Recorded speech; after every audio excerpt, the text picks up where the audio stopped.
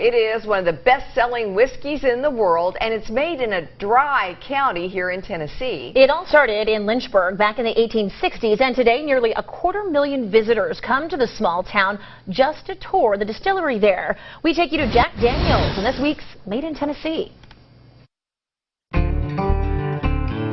Nearly 150 years ago, a young Jasper Newton Daniels started making whiskey in Lynchburg, Tennessee.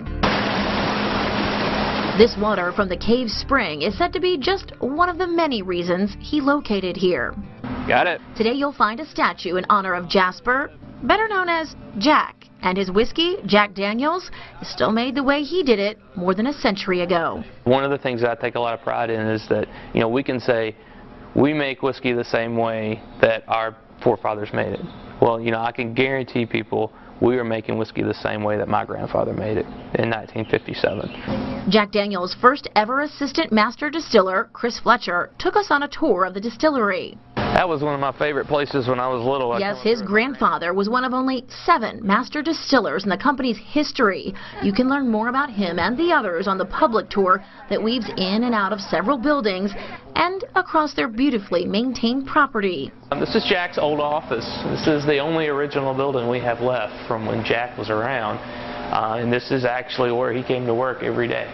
There is, however, some mystery about Jack from when he was born. They've always used 1850 as his birth year, but if you go down to the cemetery and see his mother's grave, she died in 1849. To why the famous whiskey is sold in a square bottle. We believe is true is that Jack thought that obviously the square bottle made his product stand out for sure on the shelf. There weren't many square bottles in that day for sure.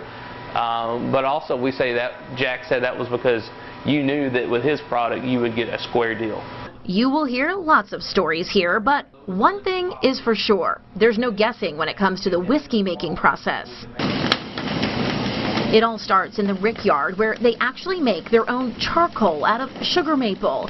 That charcoal helps give Jack Daniel's its distinct taste and makes it a true Tennessee whiskey. We're also told this water source is key. This natural spring stays at a constant 56 degrees. It is monitored 24 hours a day. It is the only water ever used in their whiskey. That water is mixed and cooked with corn to make a mash. Rye, malted barley, and yeast are also added. We'll pour that yeast in on the bottom, and then we'll pour the mixture of the mash on top of that.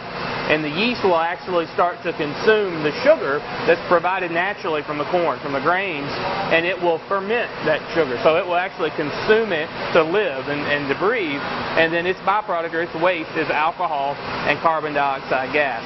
That mash is then pumped into these silos. So when that steam hits the mash coming down, that's where the boiling point comes into play, right? So that steam will actually cook the alcohol vapor out the top. It comes out crystal clear before it's slowly dripped through 10 feet of that charcoal we told you about. Just kind of breathe in. Yeah. That 140 proof whiskey is filtered through this process called charcoal mellowing. It can take 5 to 7 days for this step alone. Then it's stored in a newly charred barrel, anywhere from 4 to 7 years. We're told here, aging is not a matter of time. Just let it roll back slow and let it finish. But a matter of taste. All right, now we should point out, even though the distillery is in a dry county, you can pay for a tasting and you can buy a commemorative bottle of Jack Daniel's.